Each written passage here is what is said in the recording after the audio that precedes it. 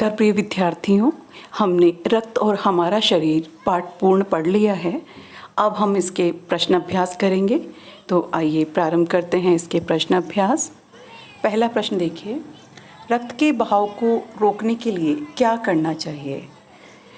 सोचिए हमें क्या करना चाहिए। हाँ, बिल्कुल सही है, हमने पाठ में पढ़ा भी है और आपको समझाया गया भी है।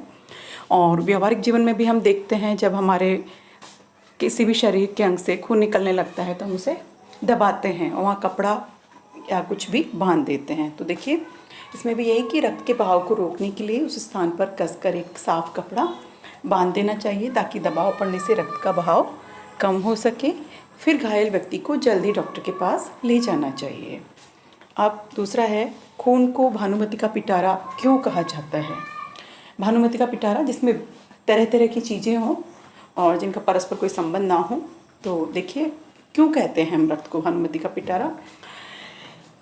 रक्त भानुमति का पिटारा एक लोकोक्ति है, जिसका अर्थ होता है पिटारे में भांति भांति की वस्तुएं।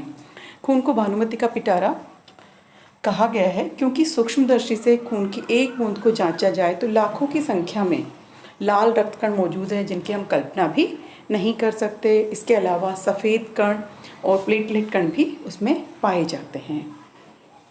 तृतीय प्रश्न देखिए, एनीमिया से बचने के लिए क्या क्या खाना चाहिए? बच्चों, हमने पाठ में पढ़ा था कि खून की कमी को एनीमिया कहते हैं, और शरीर में जब खून की कमी हो जाती है तो शरीर रोगग्रस्त भी हो जाता है। और एनीमिया से बचने के लिए हमें क्या करना चाहिए?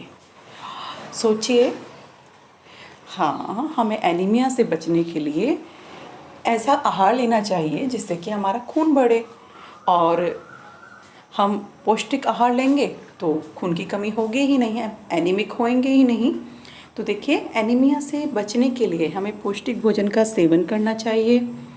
मसलन हरी सब्जी, फूल, फल, दूध, अंडा, मांस, विटामिन मांस आदि का प्रयोग करना चाहिए। इससे हमें क्या मिलेगा? प्रोटीन, लौह तत्व और विटामिन काफ़ी मात्रा में मिलते हैं। ये रक्त के निर्माण में सहायक होते हैं, जिससे कि एनीमिया होने का खतरा टल जाता है। अब देखिए, चतुर्थ प्रश्न है आपके, पेट में कीड़े क्यों हो जाते हैं, इनसे कैसे बचा जा सकता है? बेटा, हमें पता है और आपको विद्यालय में भी एल्बेंडाजोल की टैबलेट्स दी जाती हैं बारिश के बाद, जो है विशेष रूप से दी जाती है।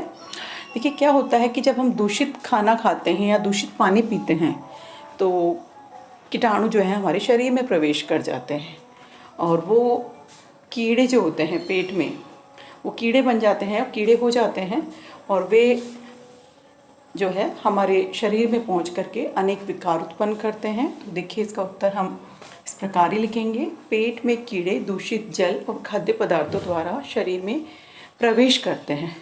अतः इनसे बचने के लिए खाद्य पदार्थ ग्रहण करना चाहिए। कैसे? साफ पानी पीना चाहिए, भोजन करने से पहले हाथ अच्छी तरह धोना चाहिए। इसके अलावा नंगे पैर हमें नहीं घूमना चाहिए, क्योंकि कुछ कीड़े ऐसे हैं जिनके अंडों से उत्पन्न लार्वा त्वचा के रास्ते शरीर में प्रवेश कर जाते हैं और आंतों में पहुंच जाते हैं।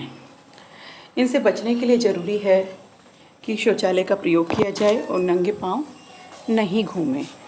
तो ये हमारे 4 प्रश्न हो गए हैं। अब 5वां देखिए, रक्त के सफ़ेद कणों को वीर सिपाही क्यों कहा जाता है? आप सभी को पता है, सिपाही कौन होता है? जो हमारे शरीर की, या कहें कि हमारी रक्षा करते हैं।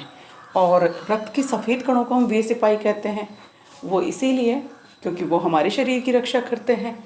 तो हम इसका उत्तर इस प्रकार से लिखेंगे, रक्त के सफ़ेद कणों को वीर सिपाही इसलिए कहा गया है क्योंकि ये हमारे शरीर की रक्षा करते हैं।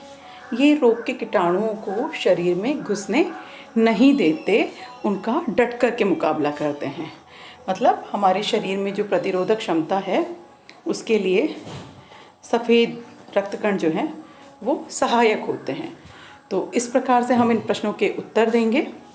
आप भी इन प्रश्नों को पूर्ण करें, और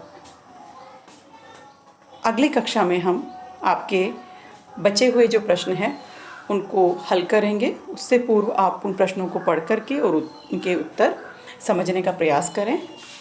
धन्यवाद।